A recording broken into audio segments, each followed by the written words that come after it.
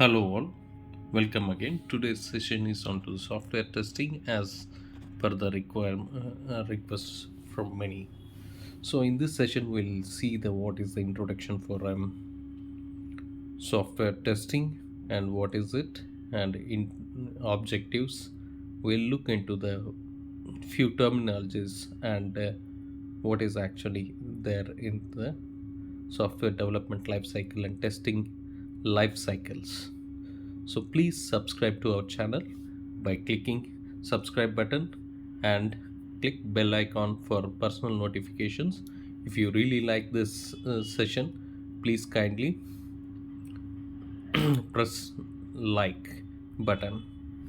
So let's get into the introduction of software testing. It is the process used to identify the correctness, completeness, and quality of developed computer software.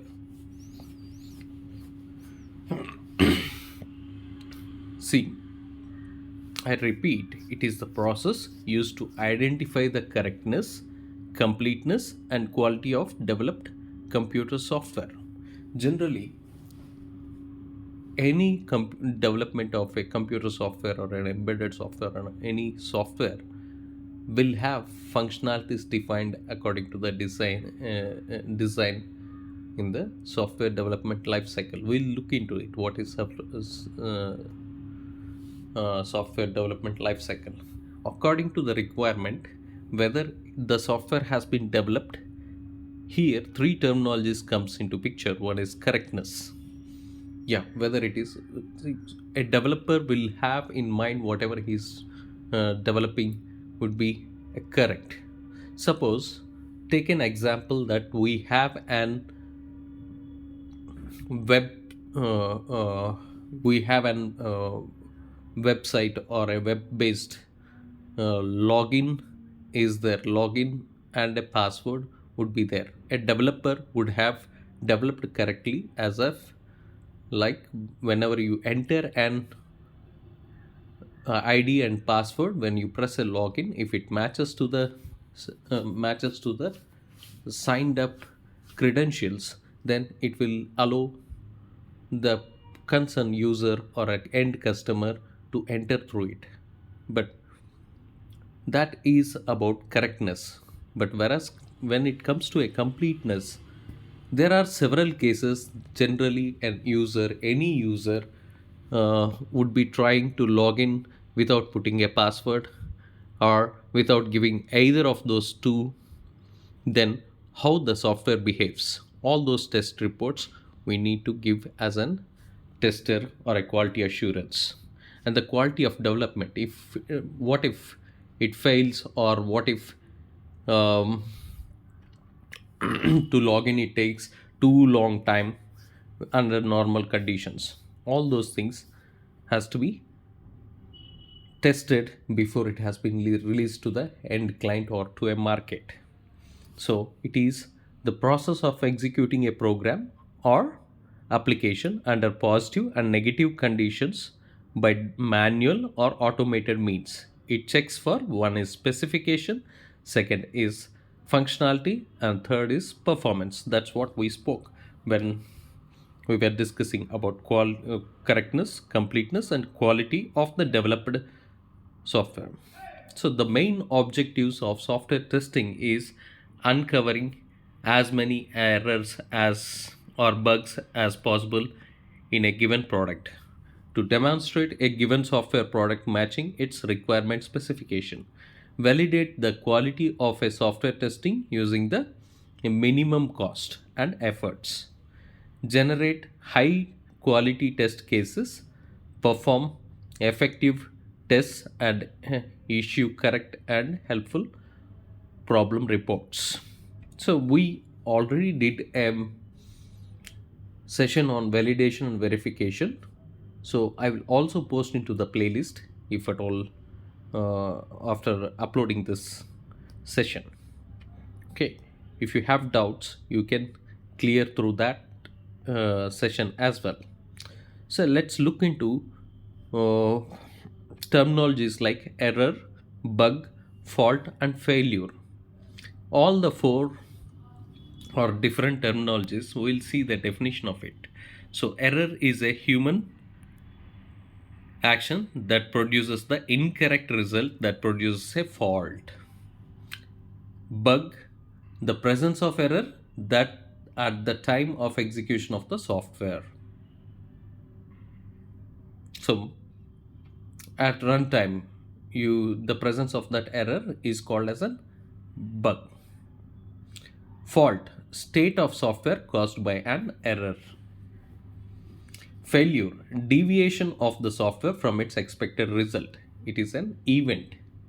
Okay, so all the four are not alike, but with a slight distinction. I repeat, error is a human action that produces the incorrect result, that produces a fault. Bug, the presence of error at the time of execution of the software. Fault, state of software caused by an error. What kind of fault it is? Is it a login fault or failure? So deviation of software from its expected results, and it is considered to be an event. So we will look into what is software development life cycle first, and where we fit into this software testing comes into. So software development life cycle is a standard model used worldwide to develop a software, a firmware or a framework that describes the activities performed at each stage of a software development project, necessary to ensure the quality of software, logical steps taken to develop a software product. So in this, there are several software development life cycles. We will discuss it later in upcoming sessions. So if you subscribe to it, you will get a notifications as well. For the time being, we'll go with a classical waterfall model. First, when this thing comes, a requirement comes. So we will, the first thing what a software team or a development team or a project team does is a feasibility study, whether it is feasible to implement it or not, or if any criteria is there are there. All those things will be studied. Later on, we will look into the requirement analysis and specifications. Then we will design such that, so, and a disintegration of into different units for the total system. Suppose I'm developing a email, there are several units like action of sending or forwarding, action of texting, text capturing, something like we have delete option, whether it has to move into the spam or not, or there are several modules, like you can even change the account settings. Several units has to be developed, so to form the whole email system, for example, in that case. Or if you are working on an Woo Express Cart or an e-commerce site or any other software, we will have to divide it into subunits, and we need to specify what kind of classes are used and how the design should be of each and every module or an unit. And then we need to plan, as a developer we need to plan how to integrate it. During that period, the testing department or a quality assurance department has to plan for coding and unit testing. While coding, we need to plan a design for unit testing. And then after integrating it into a system, we need to plan for total system testing. That means we need to have all the test cases when it is when it is in a unit coding level, as well as when it has been integrated. And during the deployment, we need to check the security testing as well. and regression tests as well. And final stage of this is maintenance. It is the oldest and most widely used model in the field of software development. So let's dig deeper into the testing life cycle. So this is how the testing life cycle looks. Project initiation and system study by quality assurance team. Okay. Test plan to be written, design test cases, execute test cases whether manually or automated. Okay, we can do testing either manually or automated, and the team would decide based upon the discussions and the cost effectivity. Okay, then report the defects and do the regression testing. That means from the basic we are once again testing it, and analysis of it, and finally give the summary report. This is how the testing life cycle would go through. So in third part of this test life cycle we spoke about test plan. So test plan is a systematic approach to test a system, that is software. The plan typically contains a detailed understanding of what the eventual testing workflow will be. Okay.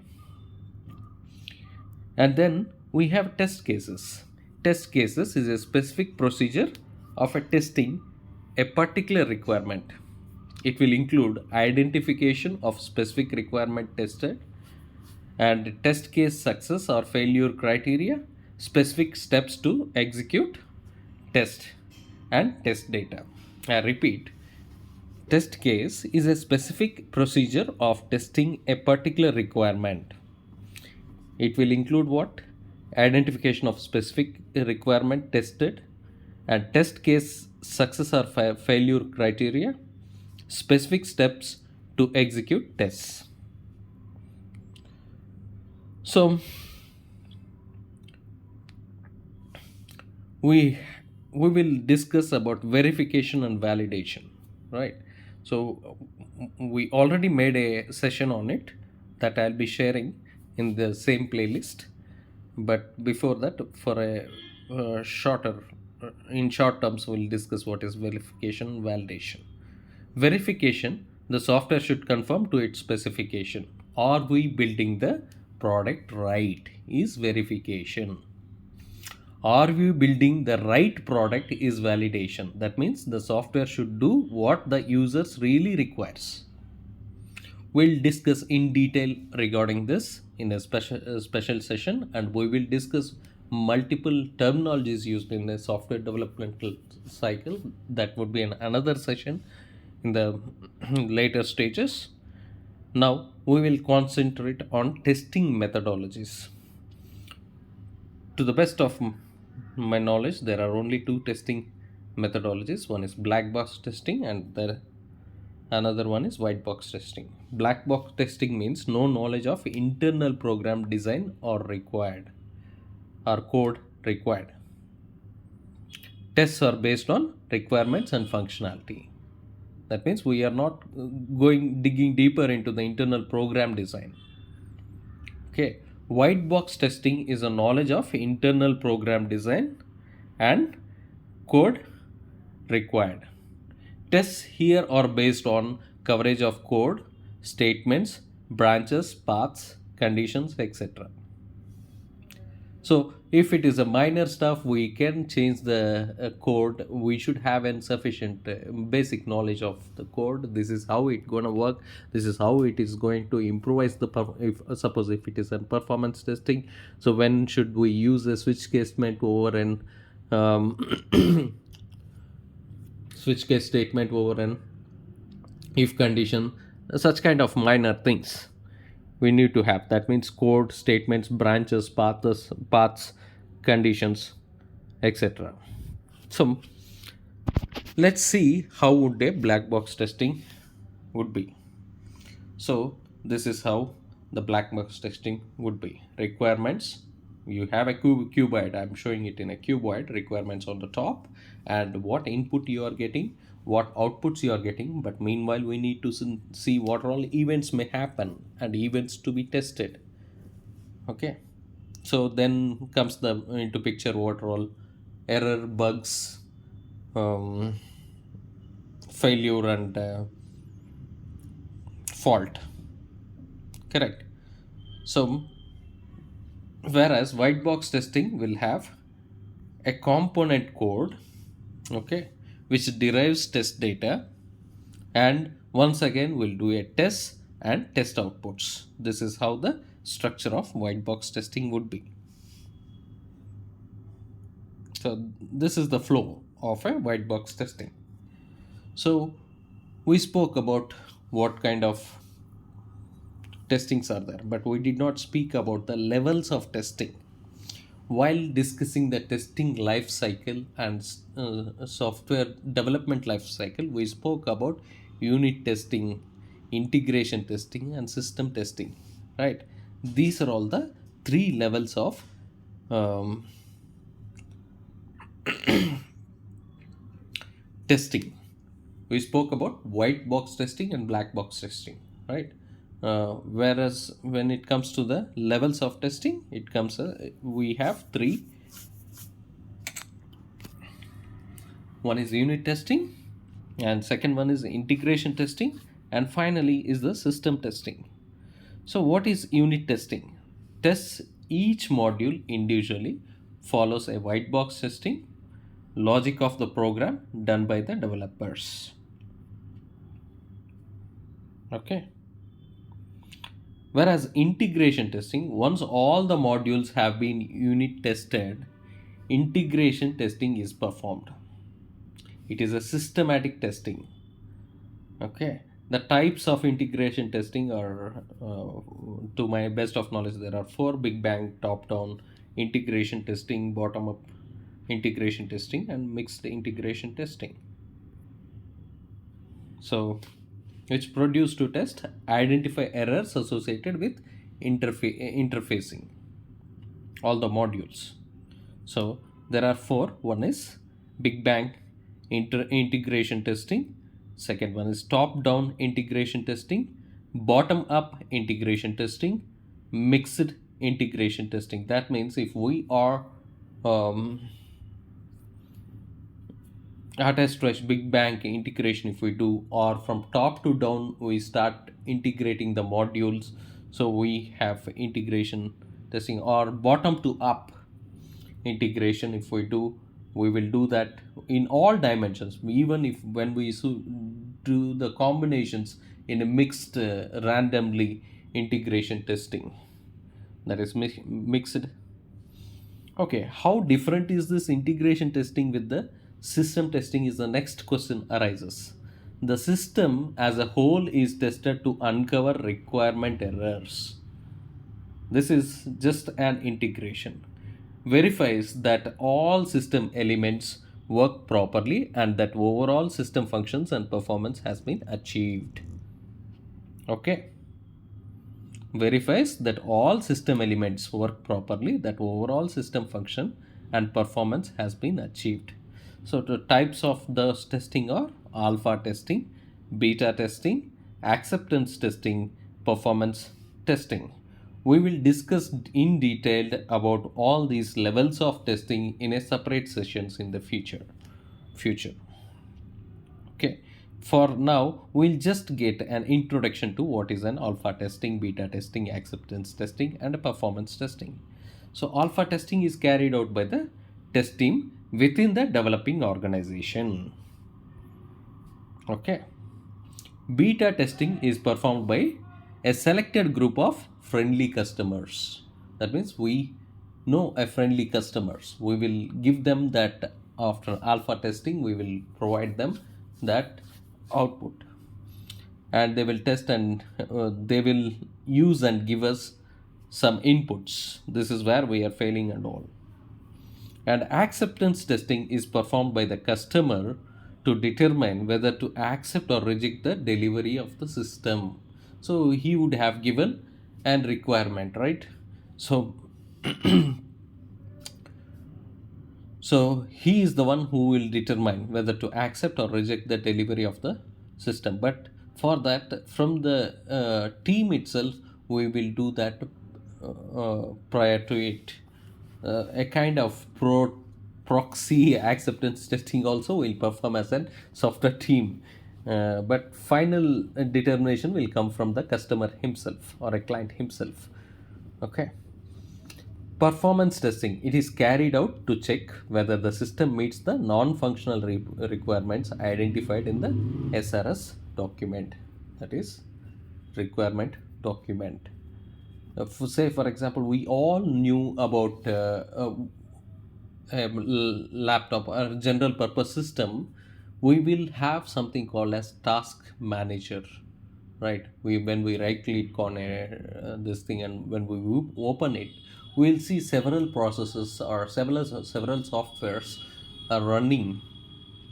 We will see like how much CPU has been used, how much fast it is executing this particular function, and how much memory it is consuming. All this comes under the performance stuff. Okay, just for your information, I'm just giving you a comparison with that. So on a whole, we there are several performance testings, right? Something like, so Hmm, I'm just talking about, or I'm just mentioning about with a minor example. Generally, there are nine performance testing. Generally, a team conducts. One is stress testing, and second one is volume testing. That is memory, configuration testing, compatibility testing, regression testing, recovery testing, maintenance testing, and documentation testing, usability testing. So these are all nine testings to check the performance of that particular software as a system. One is stress testing, second one is volume testing, third one is configuration testing, fourth one is compatibility testing, whether if it works with this system, whether it is compatible to work on another system, and regression testing, recovery testing, maintenance testing, documentation testing, usability testing. Thank you for your time. um, uh, and in order to be cost effective, the testing must be concentrated on areas where it will be most effective. We need to have discussions on that. The testing should be planned such that even testing is stopped for whatever reason, the most effective testing in the time allotted has already been done.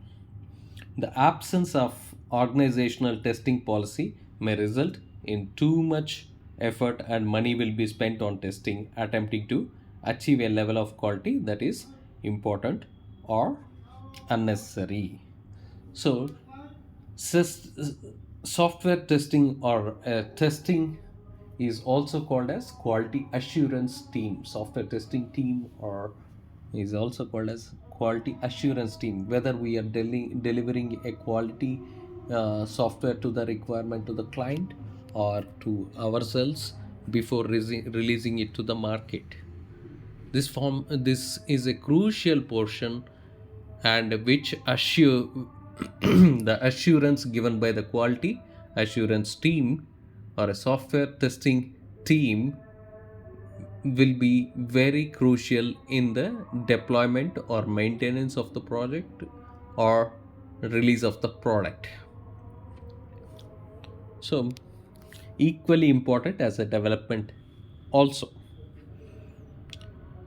Thank you for your time. If you like this video, please subscribe by clicking subscribe button and press bell icon for your notifications. Please press like button and please kindly share to support. Thank you.